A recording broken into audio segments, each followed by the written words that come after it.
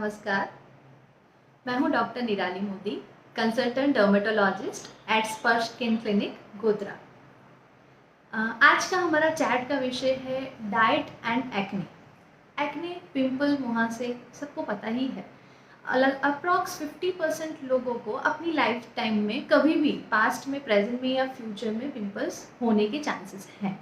क्यों हमने आज पिंपल का ही टॉपिक चुना? Generally we doctors we research a lot about acne. हम काफ़ी पेशेंट्स से सुनते हैं, मैडम एक्ने ट्रीटमेंट कंप्लीट करने के बाद भी क्यों नहीं जाते हैं। There are so many questions coming up even in routine OPDs. बहुत सारे पेशेंट्स हमें पूछते हैं कि मैडम हम क्या खाएं जैसे जिससे वापस पिंपल्स ना हो और पिंपल्स की फ्रीक्वेंसी कम हो जाए। इतना ज़िद्दी पिंपल है, दाग छोड़ जाता है, खड्डा छोड़ जाता है। आज हमने सोचा कि पिंपल को साइंटिफिक से सोसाइटी के साथ कैसे जोड़ा जा सकता है। ठीक है, आई विश मैक्सिमम लोग हमारे लाइव सेशन को ज्वाइन करें। Will talk about acne and diet in 2 segments. पहला हम बात करेंगे पिंपल कैसे होता है, साइंटिफिक वे में हम इसको आपको दिखाएंगे और समझाएंगे। और दूसरा हमारा सेगमेंट रहेगा हाउ डाइट अफेक्ट्स एक्ने। हम जो भी खाते हैं इवेंचुअली वो हमारी बॉडी के ऊपर रिफ्लेक्ट करता है। हम कैसा अन्न लेते हैं उससे ही हमारा मन और तन कैसा रहेगा वो रिफ्लेक्ट होता है। ठीक है, and meanwhile open questions are allowed. कभी भी आपको लगे आपको डाइट और एक्ने के रिलेटेड कुछ भी क्वेश्चन करना है, comment below, will try to reply as soon as possible. ठीक है, so let's start with our chat today. Topic is acne and diet. ठीक है, तो सबसे पहले समझेंगे पिंपल कैसे होता है। Generally the pimple is in the hair follicle, जहाँ पे हमारे बाल उगना चालू होता है।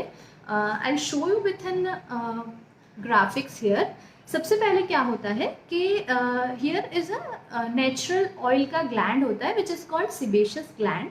It is present on the hair follicle, जहाँ से हमारी बाल की जड़ें निकल रही है उसी के बाजू में we have a natural oil gland which is called sebaceous gland. अभी क्या होता है कि नेचुरल ऑयल तो बनता रहता है, हर एक में बनता है। अभी अगर कहीं पे किसी चीज़ की ड्रेनेज के ऊपर अगर ब्लॉकेज हो जाए तो वो ब्लॉकेज की वजह से पीछे के हिस्से में नेचुरल ऑयल जमा होना चालू होता है, जो यहाँ पे दिखाया हुआ है। ठीक है, यहाँ पे दिख रहा है कि नेचुरल ऑयल्स इकट्ठे होने चालू हो गए हैं बिकॉज उसका ड्रेनेज बंद हो गया है। अभी ड्रेनेज बंद होके जो हमारा फर्स्ट ग्रेड एक्ने बनता है which is called black head और वाइट हेड, वो क्या होता है, सिर्फ और सिर्फ हमारा ऑयल जमा हुआ है और उसको हम इजीली रिमूव कर सकते हैं। वो सबसे ऊपर के लेयर में होता है, इट इज ग्रेड 1 एक्ने। अभी वो ऑयल अगर हम नहीं निकालते हैं तो उसके अंदर हमारे स्किन के ऊपर जो नेचुरली बैक्टीरिया रहते हैं विच इज कॉल्ड प्रोपियानोबैक्टीरियम एक्नी, जो एक्ने कोजिंग बैक्टीरिया है वो ग्रो करना चालू हो जाए। ऑयल मिल गया, अच्छा है, खाना पीना मिल गया तो बैक्टीरिया को मज़ा पड़ गया। अभी वो बैक्टीरिया ग्रो होना चालू होगा तो वो करेगा, यहाँ दिख रहा है ऐसे सूजन करेगा। ये जो है ये बैक्टीरिया ग्रो होना चालू हो गया है। Now these bacteria ends up in having some inflammation, मतलब वहाँ पे सूजन आ रही है जिसको हम बोलते हैं पिंपल। लाल कलर का जो पिंपल दिखता है, उठा हुआ होता है, उसको हम ग्रेड 2 एक्ने बोलते हैं। अभी इवेंचुअली ऐसे पिंपल को अगर हमने ठीक नहीं किया तो it can progress up to lesions like this. इतने बड़े बड़े, काफ़ी पेशेंट्स में अगर हमने देखा होगा कि बहुत बड़े बड़े ऐसे सूजन जैसे पिंपल्स बने होते हैं, उसको बोलते हैं नोड्यूलोसिस्टिक एक्ने, ग्रेड 3 एक्ने। एंड जो भी ग्रेड 1 से आगे बढ़ेगा वो पिंपल हमेशा ही दाग और धब्बा और स्कार, खड्डा छोड़कर ही जाएगा। ठीक है, तो ये समझना ज़रूरी है कि पिंपल को अर्ली स्टेज में ट्रीट करना क्यों ज़रूरी है। ठीक है, now there is a role of hormones. जब सबने सुना है कि भाई मेंसेस के टाइम पे पिंपल्स बढ़ जाता है, प्यूबर्टी के टाइम पे पिंपल बढ़ जाता है, तो वो क्यों होता है। So will understand how this hormones affect us. The main hormone, हम 2 हार्मोन्स के बारे में बात करेंगे। The main hormone is androgens. Androgens is male के अंदर टेस्टोस्टेरोन होता है, फीमेल के अंदर एस्ट्रोजन एंड प्रोजेस्टेरोन होता है। तो दीज हार्मोन, इनकी अगर मात्रा शरीर में बढ़ जाती है तब वो हमारी स्किन, जो पिंपल वाली स्किन है, वहाँ पर वो सेंसिटिविटी बढ़ा देता है। वहाँ जहाँ जहाँ पे सेंसिटिविटी बढ़ी है वहाँ पर आपका पिंपल होना शुरू हो जाएगा। ठीक है, तो this way the androgen increases our sensitivity to pimples. Now the next thing is कि हमारा है इंसुलिन। इंसुलिन क्या काम करता है कि जैसे हम खाना खाते हैं तो उसको पचाने का काम करता है इंसुलिन, सिंपल वे में। तो वो इंसुलिन अगर हमारा पीक आ गया, ऐसे फ्लैट जाता है तो कोई दिक्कत नहीं है, अगर वो ऐसे पीक हो गया, फिर से पीक हो गया, तो जब जब उसका पीक आता है पिंपल की सेंसिटिविटी बढ़ जाती है। These two things are very very important to understand diet का पिंपल से क्या रोल है। ठीक है, तो इंसुलिन के बारे में समझ लिया। Now we will talk about the second segment of our talk, which is कौन से खाने से पिंपल होते हैं और कौन से खाने की प्रोडक्ट्स से पिंपल कम होने के चांसेस हैं। ठीक है, तो उसमें भी दो चीज़ें हैं कि क्या क्या प्रोडक्ट्स आप नहीं खाओगे और क्या क्या प्रोडक्ट्स आपको डाइट में ज़्यादा बढ़ानी है। ठीक है, तो फर्स्ट थिंग इज कि फूड्स टू बी अवॉइडेड, जो फूड आपको नहीं खाने हैं। उसमें पहला है विच इज़ प्रूवन, उसका रोल हमको साइंटिफिक उसके पीछे रिसर्च कर चुके हैं और उसका रोल प्रूवन है, इज़ डेयरी प्रोडक्ट्स। दूध, मलाई या फिर आप बर्फ़ी, पेड़ा, जो भी दूध से बनी हुई आइटम्स हैं, और paneer. These all things are high glycemic, मतलब उसके अंदर शुगर जो होती है वो हाई मात्रा में होती है। अब जैसे ही मिल्क कंज्यूम करते हो तो इंसुलिन का पीक बढ़ता है, और इंसुलिन पीक आएगा, जैसे मैंने पहले बताया, वो पिंपल की सेंसिटिविटी को बढ़ा देता है। इसीलिए उसको अवॉइड करना ज़रूरी है। अगर किसी को रिकरेंट पिंपल होते जाते हैं, डॉक्टर की सलाह से जितने ट्रीटमेंट करने के बाद भी अगर उनको पिंपल आ रहा है, या फिर उनको ठीक नहीं हो रहा है, या लॉन्ग टर्म मेंटेनेंस अगर करना है, तो you can avoid milk and milk product, but I am not talking about yogurt और दही। It is very good and it is to be consumed. Second thing is junk food. अब सबको ही पसंद है जंक फूड, तो ऐसा नहीं बोल सकते कि आप बंद कर दो। ठीक है, बट क्या हम आपको समझा सकते हैं कि जो भी रिफाइंड प्रोडक्ट्स हैं, रिफाइंड आटा, मैदा जिसको बोलते हैं, और ईस्ट, इन दोनों से बनी हुई चीज़ें हाई ग्लाइसेमिक होती है, वो इंसुलिन का पीक बनाती है। इसलिए ईस्ट और मैदे से बनी ब्रेड, पिज़्ज़ा और आलू जो भी हम यूज़ करते हैं फ्रेंच फ्राइज़ में, या फिर आलू की जो भी हाई आलू टिक्की, वो सब चीज़ें होती हैं, दे immediately increase the peak of insulin, and insulin leads to insulin like growth factor which is IGF। और वो थोड़ा साइंटिफिक हो गया पर समझने के लिए अच्छी बात है, पिंपल्स को एग्रेवेट करता है, फ्लेयर कराता है। तो अगर आप बंद ना कर सके तो at least try to decrease the frequency and reduce the amounts. अगर चीट मील जिस दिन करने वाले हो, थोड़ा सा ही कंज्यूम करें और कम फ्रीक्वेंसी में कंज्यूम करें। ठीक है, now the second part which is very interesting, and actually ज़्यादातर लोगों ने उसी के लिए वीडियो भी देखा है, because they want to know कि किस चीज़ से हम पिंपल को कम कर सकते हैं, and that is more important. जैसे हमारे इंडियन किचन्स में बहुत ही कॉमनली ये सब चीज़ें पाई जाती है। अगर हम वेस्टर्न को फॉलो करना कम करें तो इंडियन कल्चर जो फॉलो करेंगे तो आपको ज़्यादा कुछ समझने की ज़रूरत ही नहीं है। It is present in your own kitchen. So let's begin. The food to be consumed to decrease frequency of acne and decrease the severity of acne. So to begin with, हम कुछ मिनरल्स हैं ऐसे, कुछ vitamins हैं ऐसे जो pimple की frequency decrease करते हैं और उनको जल्दी से मिटाने में डॉक्टर्स जो ट्रीटमेंट करते हैं अलॉन्ग विद दैट जल्दी मिटाने में हेल्प करते हैं। So first is omega 3 fatty acid rich food. अभी ये सब ने सुना होगा ओमेगा 3 फैटी एसिड, बहुत सारे ऑयल्स के ऊपर लिखा होता है good healthy oil and healthy fat and bad fat और ये सब। तो समझना सिर्फ इतना ही है कि जिस पे ओमेगा 3 फैटी एसिड लिखा है it is rich in antioxidants. जैसे मैंने ये समझाया था कि पिंपल जो नेचुरल ऑयल्स होते हैं उसके अंदर बैक्टीरिया ग्रो करने लगेगा तो वहाँ पे फ्री रेडिकल्स या नुकसान करने वाले कण जनरेट होना चालू हो जाते हैं। अगर हम omega 3 fatty acid rich products food consume करेंगे तो एंटीऑक्सीडेंट हमें नेचुरली मिलेंगे। अभी कौन से फूड ऐसे हैं जिसमें ओमेगा 3 फैटी एसिड मिलेगा? तो two main things which are always present in our home, which is first is बादाम और दूसरा है अखरोट।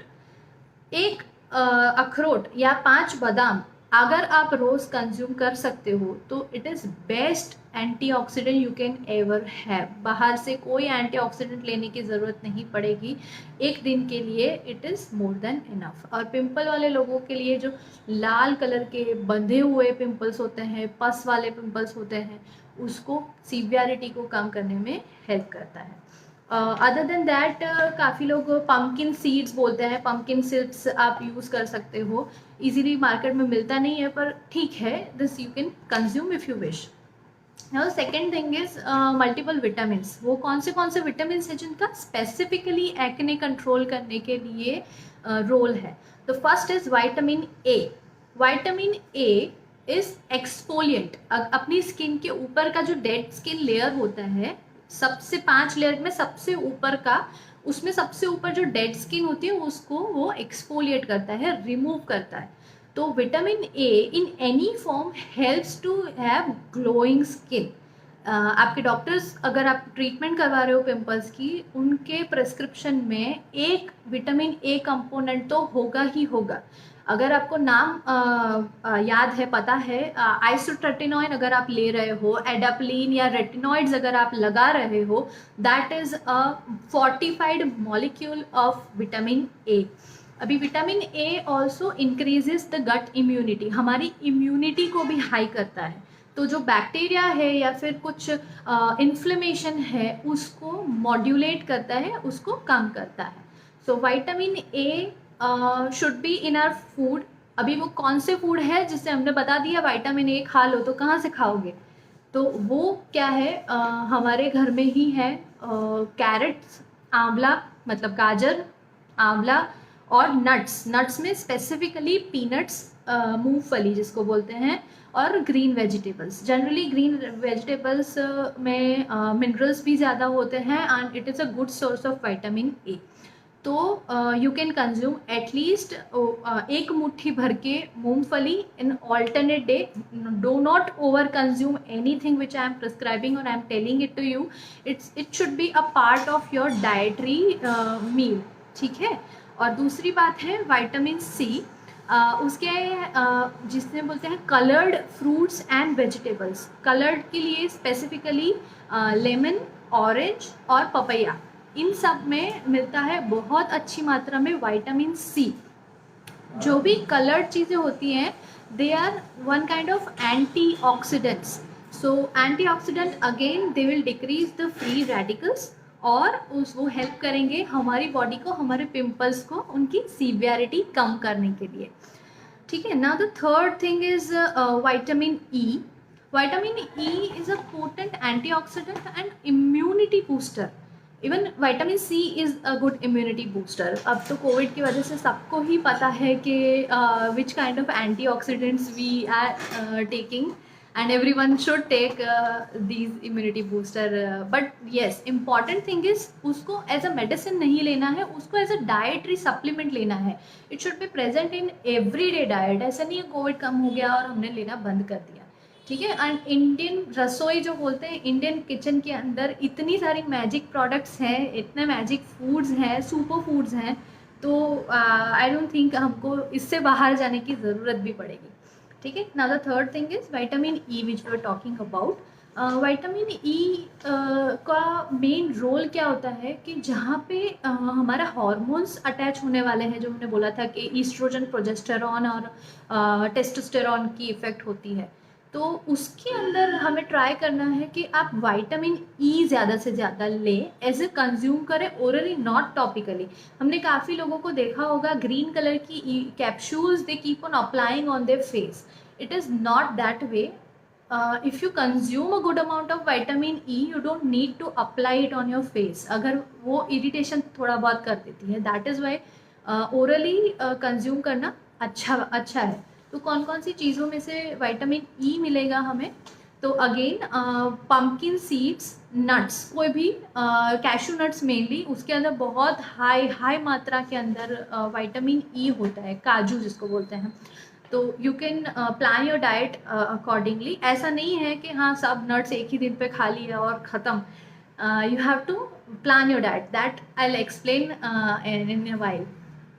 ठीक है, now the two important minerals for acne to prevent acne, first is zinc and second is selenium. Zinc के बारे में अब सबको ही पता होगा, विटामिन सी एंड जिंक का combination is a good immunity booster and everything. So कौन सी डाइट में से जिंक मिलता है, हम टैबलेट्स की बात बिल्कुल भी नहीं कर रहे हैं। Zinc has two kind of role. पहला वो डायरेक्टली जहाँ पे पिंपल का, जैसे बोला ना मैंने, ब्लॉकेज होता है, तो ब्लॉकेज रिमूव करने में हेल्प करता है। एंड द सेकेंड थिंग कि हमारी पेट साफ करने में, पेट की इम्यूनिटी बढ़ाने में भी जिंक का रोल है। इसीलिए शायद छोटे बच्चों को अगर डायरिया हो जाए तो डॉक्टर जिंक प्रोवाइड करते हैं, जिंक सप्लीमेंट्स देते हैं। तो these two actions they help to decrease the severity of acne and decrease these बड़े बड़े जो pimples हो जाते हैं उसको कम करने में definitely help करता है। So now foods which contain zinc, these are first is walnuts and spinach and seafood। अगर कोई लोग अगर seafood consume करते हैं तो best is shellfish and salmon। अगर आप वो कंज्यूम नहीं करते हो तो you can always have green leafy vegetables. Palak is a very good source of zinc. And the second one is selenium. Selenium is an antioxidant and immunity booster. उसका content वो किस में होता है, ज़्यादातर देखने को मिलता है गार्लिक एंड अनियन में हमको सेलेनियम मिलता है। तो जनरली सबके घर में अनियन एंड गार्लिक कंज्यूम होता ही है। So you can have that and you can relax about your acne. This was a quick talk about how food can increase or decrease the severity of acne. Most of points I have covered. If you have any of the queries, you can put the comments in the comment box and we will definitely talk about it. But almost everything that is related with acne and diet I have covered. So now I'll give you a quick review through all the things which we have talked about. So what you can do is when a person is having acne grade 2 or 3, generally we get the patient of acne grade 2 or 3. So try to have sequential diet, means try to skip milk as much as possible। तो मतलब है कि दिन में से आपको आपके diet में से मिल्क अवॉइड करना है। अगर चाय पीने की आदत है तो you can consume a little bit of tea. Then मैं किसी भी चीज़ में ऐसा नहीं बोल रही हूँ कि आप इसको छोड़ दो, इसको बंद कर दो। That is not possible and that is not going to last longer. इसको सिर्फ हमको सीवियरिटी को उसका कम करना है, कंजम्पशन कम करना है। तो वो हो गया। फिर जैसे हमने बोला कि आलू टिक्की और पिज़्ज़ा, बर्गर और फ्रेंच फ्राइज़, आप उन सब की फ्रीक्वेंसी को कम कर सकते हो, आप उसके अमाउंट को भी कम कर सकते हो। अभी जो हमने बोला कि क्या क्या फूड आपको लेना है, ठीक है। सो क्या क्या फूड लेना है उसमें you can do it that way कि मॉर्निंग में one day if you are taking 2 to 3 बादाम, तो the alternate day, the other day you can consume 1 अखरोट। ठीक है, सुबह सुबह बिना कुछ खाए भूखे पेट आपको ये गर्म पानी अगले दिन भिगो के दूसरे दिन ले लेना है। ठीक है, अभी अगर आपका ब्रेकफास्ट चल रहा है तो ब्रेकफास्ट में you can have an omelette which is, उसका जो क्या बोलते हैं, वाइट है is good in proteins and the egg yolk है उसके अंदर विटामिन ई बहुत ज़्यादा होता है, तो you can have an omelette. Otherwise if you are not taking that you can do green leafy vegetables का कुछ सैलड बना के, आप टोमेटो डाल सकते हो, गाजर डाल सकते हो, उसके अंदर आप ग्रीन्स जो भी आपके पास पड़े हैं वो आप यूज़ कर सकते हो। So that way you can have your breakfast or your meal. And the last thing which is मूंगफली, जैसे हमने बोला था, तो you can take it in your midday meal। अगर 4 बजे या 6 बजे आपको कुछ लेना है तो you can chunk एक मुट्ठी जितना आप मूंगफली ले सकते हो। एंड एट लास्ट अगर आपको नाइट मील, अगर आप सी फूड कंज्यूम करते हो तो you can do it that वे। अगर आप वेजिटेरियन डाइट फॉलो करते हो तो you can have your veggies और प्रोटीन। मीनवाइल अगर आप हफ्ते में एक आध बार भी अगर पम्पकिन सीड्स या आप स्पिनच या कुछ और आप यूज़ कर सकते हो तो you can use that. Onion garlic usually comes into Indian meals on a regular basis. तो this is how you should plan your diet. Now, two very very important points which overall helps in our body systems to regulate. The first one is fibers. Dietary fibres जितना हम ज़्यादा consume करेंगे, जैसे मैंने आपको पहले hormonal में बोला था कि there comes a insulin peak whenever we consume a high glycemic diet. So उसका क्या है कि अगर हम फाइब्रस डाइट कंज्यूम करते हैं, जिसमें आ गया सुबह केला खा लिया, या फिर अगर आपने इंस्टेड ऑफ रिफाइंड फ्लावर अगर आप होल ग्रेन्स फ्लावर यूज़ करते हो, पूरा अखा में गेहूं का आटा या कुछ और यूज़ कर सकते हो, तो वो आपके इंसुलिन को फ्लैट रखेगा. आपके इंसुलिन में ऐसे बड़े बड़े पीक्स नहीं आएंगे, वो फ्लैट रखेगा, धीरे धीरे करके वो इंसुलिन को आगे बढ़ाएगा. तो उससे पिंपल्स होने, सीवियरिटी होना कम हो जाएगा. The second thing is high fibre diets generally आपके गट को ईजिली साफ कर देता है, पेट ईजिली साफ हो जाता है. तो उससे क्या होता है कि हमारे जो टॉक्सिन्स होते हैं वो ईजिली बॉडी में से रिमूव हो जाते हैं. ठीक है. और दूसरा है, आपको बहुत ज़्यादा पानी पीना है. At least 2 to 3 litre of water you should daily consume. ऐसे भी नहीं है, 1 ग्लास ऐसे डिवाइड करके 8 बार आपको पानी पीना है. वो क्या करेगा, आपके पोर्स को, जैसे मैंने बोला था कि ड्रेनेज ब्लॉक हो गई है, तो उस ब्लॉकेज को रिमूव करने में हेल्प करेगा. और वो ब्लॉकेज जैसे ही रिमूव हो जाती है तो हमारे नेचुरल ऑयल्स अपने स्किन को मिलते रहेंगे, which is very important. Blockage की वजह से स्किन, पिंपल के आजू बाजू वाली स्किन को तो नेचुरल ऑयल्स ही नहीं मिलते हैं, तो स्वेटिंग होगी और पूरा ब्लॉकेज रिमूव हो जाएगा. सो दीज वे आपको daily at least 2 to 3 litre of water consume करना है. ठीक है. अभी कुछ सीइंग सम क्वेश्चंस. एक जन ने पूछा है, नीलेश जी ने बोला है, which face wash do you prefer. Yes Nilesh ji, किसी भी फेस वॉश में अगर उसमें AHA या BHA है, प्रेफरेबली सैलिसाइलिक एसिड 2 to 3% अगर उसमें है, वो बेस्ट रहता है एक्ने के लिए, क्योंकि वो एक्सेसिव ऑयल जो है उसको रिमूव करेगा, वॉश करेगा. And wash your face at least 3 to 4 times in a day. When जब इतना हॉट एंड ह्यूमिड क्लाइमेट है, ज़्यादा ऑयल बन रहा है, तो आप दिन में 3 से 4 बार फेस वॉश कर सकते हैं. ठीक है. एनी फेस वॉश मार्केट में बहुत सारे अवेलेबल है विच कंटेन्स सैलिसाइलिक एसिड 2%, और you can use a glycolic acid face wash also, which are very good in quality. and अगर आपको बहुत ज़्यादा पिंपल्स हैं तो माइल्ड आप मसाज करके फेस वॉश करें, ज़्यादा घिसना नहीं है. एंड एक्टिव पिंपल के अंदर स्क्रबिंग वगैरह भी कभी ना करें. ठीक है. So to come to my the end of the session, few important points जो कि हम समझ ही पाते हैं कि what should you do to decrease the severity of acne rather than the diet. And that is try to do a little of exercise, at least 15 to 20 minutes or half an hour if possible. उससे क्या होगा, exercise की वजह से भी हमारा digestion अच्छा होता है एंड इंसुलिन के पीक नहीं आते हैं. That is first.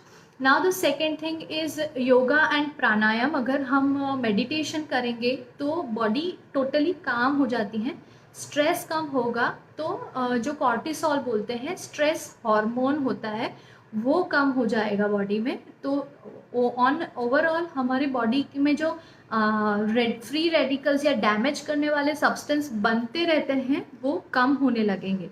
So try to do yoga or pranayam or any kind of meditation that you can, that will eventually lead to a glowing fresh face. Because एक दिन में पता नहीं चलेगा, but these free radicals keep damaging your skin.